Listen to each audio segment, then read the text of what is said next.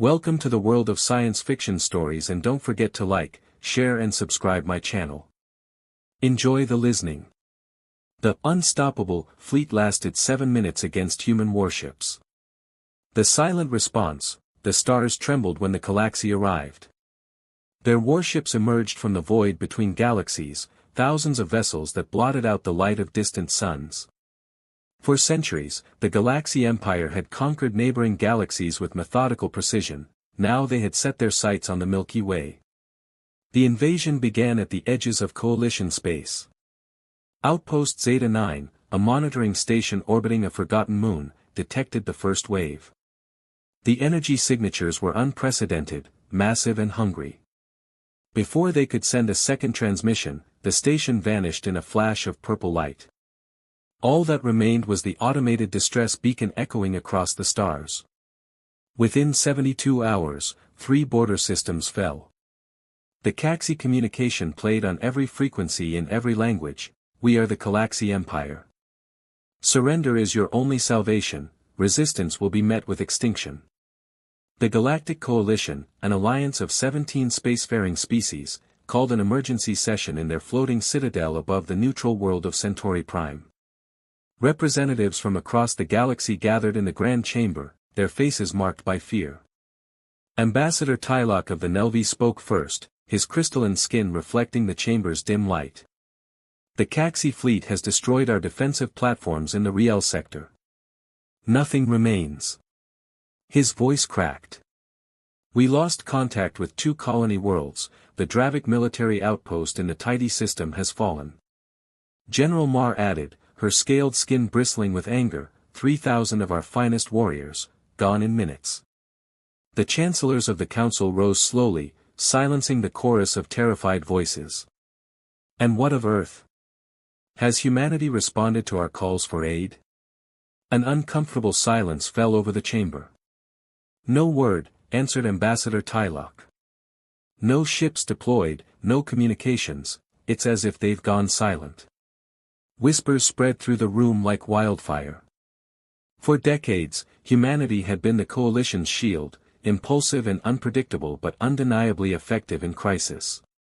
The humans had defeated the hive mind of Betelgeuse, repelled the Void Walkers, and negotiated peace with the Silicon Consciousness. Yet now, when faced with the greatest threat in recorded history, Earth was quiet. "Perhaps they've abandoned us," suggested a representative from the Orvian Collective. "Perhaps they've made their own deal with the Galaxy." "Or perhaps," said a voice from the shadows, "they're waiting." All eyes turned to Vorix, the ancient crony's observer.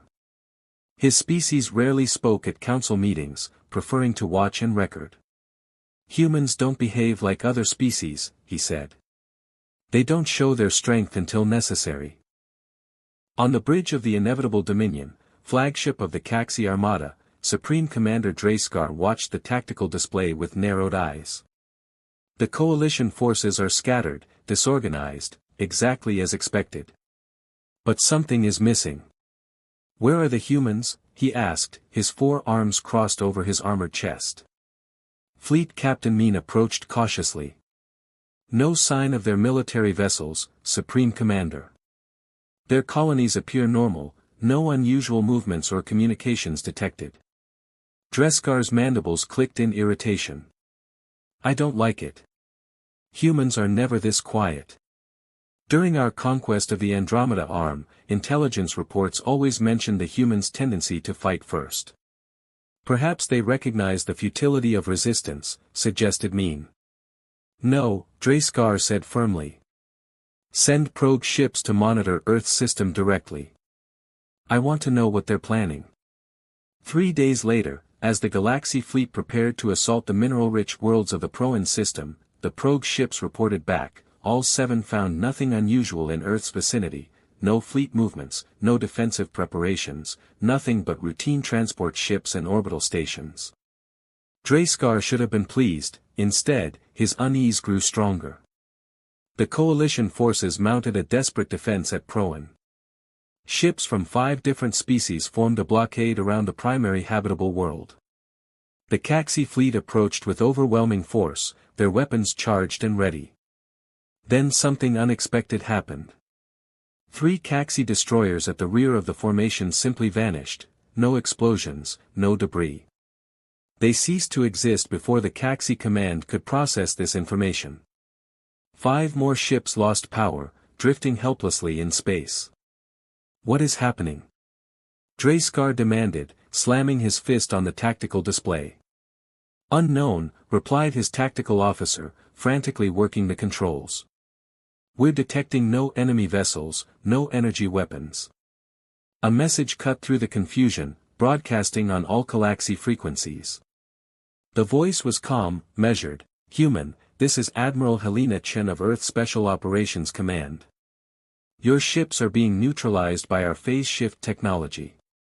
We recommend immediate withdrawal from Coalition space. On Centauri Prime, the Council watched in amazement as the Galaxy attack faltered. Ambassador Sarah Keegan of Earth finally arrived, striding into the chamber with unhurried confidence. Forgive our delayed response, she said, addressing the Council without ceremony. We needed time to deploy our countermeasures. What countermeasures? Demanded Telek. We've seen no Earth ships in the battle zone. Ambassador Keegan smiled. That's rather the point, isn't it? While the Coalition had prepared conventional defenses, humanity had spent years developing something entirely different.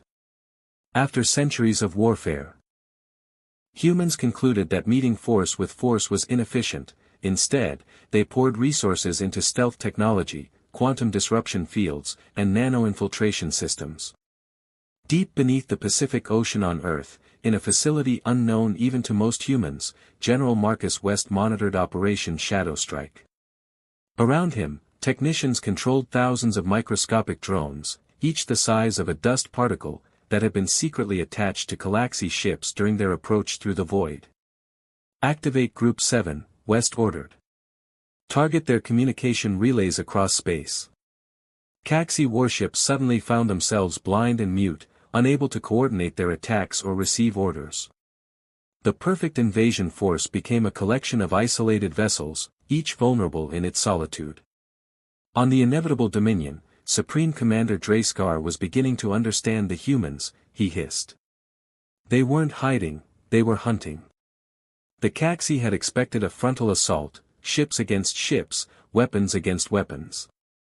Instead, humanity turned space itself into a weapon. Quantum mines materialized inside Galaxy engine rooms.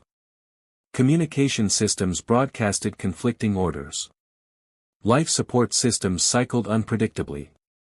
Our second wave has been delayed, reported Fleet Captain Mean, his voice tight with controlled panic.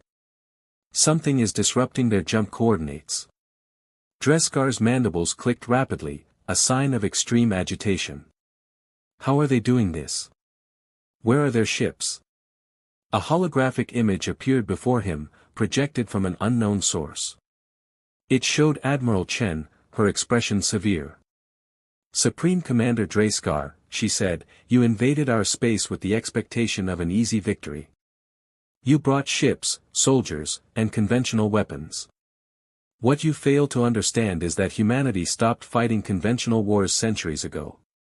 In the Coalition Council chamber, Ambassador Keegan explained humanity's strategy.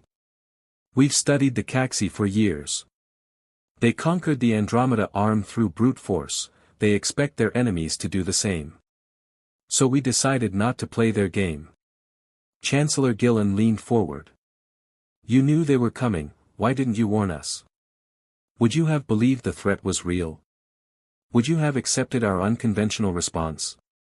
Keegan asked. Or would you have demanded we commit our fleet to a direct confrontation, exactly what the Caxi wanted?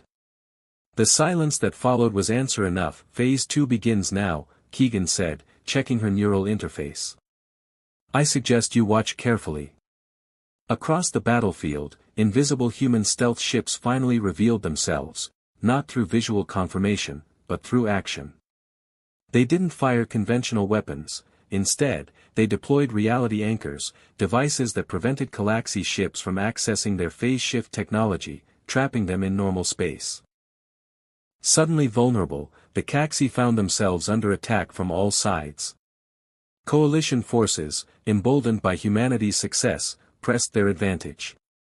The invasion force that had seemed unstoppable began to fragment. On the inevitable Dominion, Supreme Commander Draskar watched as his fleet splintered. Signal the retreat. We will withdraw to Sector 9 and regroup. But before the order could be transmitted, all systems on the flagship shut down simultaneously. Emergency power flickered on, providing minimal life support, but nothing else. The mighty vessel drifted in space, helpless as a newborn. Then, a single human appeared on the bridge, not physically but as a holographic projection so perfect it seemed solid. "Supreme Commander," said Admiral Chen, "we need to talk about surrender terms." Dreskar's mandibles clattered in fury. "How did you get aboard my ship?" "We were never not aboard your ship," Chen replied. "From the moment you entered our galaxy, we've been with you, watching, learning, waiting." In that moment, Draskar realized the true scope of his miscalculation. The Caxi had conquered species that fought as they did, with ships and soldiers and declarations of war. They had never encountered a species that made silence their weapon, patience their armor, and invisibility their strength. The humans hadn't been inactive, they had been invisible. And now the hunter had become the hunted. As news of the Caxi retreat spread through Coalition space, species that had feared extinction dared to hope again. On Centauri Prime, Ambassador Keegan addressed the Council one final time before departing. "We didn't abandon you," she said. "We just fight differently than you expected." Her parting words lingered in the hull. "Remember that the next time you think humanity has gone quiet." The first phase of the war had ended, but as the Coalition celebrated, General West and Admiral Chen knew the truth: the Caxi would adapt. They would return. And when they did, humanity would need more than stealth and surprise. They would need Project Nemesis. On the reserve command ship Unrelenting Conquest, Supreme Commander Draskar paced the emergency bridge. The War Council had convened. "Unrelenting Conquest is lost, captured intact by the humans for study," said an officer. "Impossible," Draskar muttered, mandibles clicking rapidly. "No species has ever repelled our first assault." "Fleet Captain Mean approaches with a communication," said an aide. "The High Council demands an explanation for our setback." Dreskar's eyes narrowed.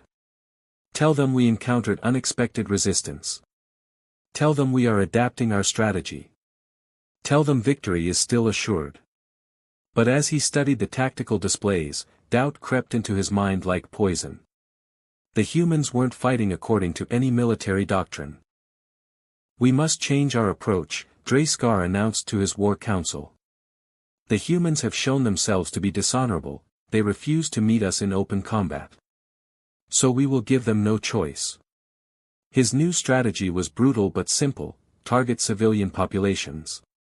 The Caxi would strike Earth's colonies with such overwhelming force that humanity would be forced to respond with their conventional fleet. Then, in open battle, the superior numbers and firepower of the Caxi would prevail. 3 days later, the colony world of New Eden received the first blow. 12 Caxi warships appeared in orbit, weapons charged. But before they could fire, something impossible happened: the planet disappeared. Not the people, not the cities, but the entire planet simply vanished from space, leaving the Caxi ships firing into emptiness. On the Unrelenting Conquest, the sensor operator stared at his readings in disbelief. "Supreme Commander, New Eden is gone. Our scanners detect nothing, no debris, no energy signature. It's as if it never existed." Before Draskar could process this information, reports flooded in from across the front. 3 more human colony worlds had similarly vanished when Caxi ships approached. It made no sense. No species possessed the technology to move entire planets. Back in the Coalition Council chamber, Ambassador Keegan explained the reality to the astonished representatives. "They're not gone," she said calmly. "They were never there." The Chancellor's tentacles twitched in confusion. "Explain yourself, Ambassador. These colonies have existed for decades, we have traded with them." Keegan nodded. What you traded with were real outposts with real humans, but they weren't on planets. She activated a holographic display showing what appeared to be a normal Earth colony, cities, farms, oceans, atmosphere. Then the image zoomed out, revealing that the colony was actually an enormous hollowed-out asteroid, its interior projected with perfect simulations of planetary surfaces. After the Centauri War, 200 years ago, humanity realized that fixed planetary surfaces were strategic vulnerabilities, Keegan explained. So we began converting asteroids into mobile habitats, completely self-sufficient, capable of controlled movement, and equipped with quantum displacement technology. You moved your colonies? Asked Tylock incredulously. We made them movable from the start, Keegan corrected. Every human planet in the outer systems can relocate when threatened. The Caxi are attacking mirages, firing at images of worlds that are now light years away. The council chamber erupted in astonished discussion.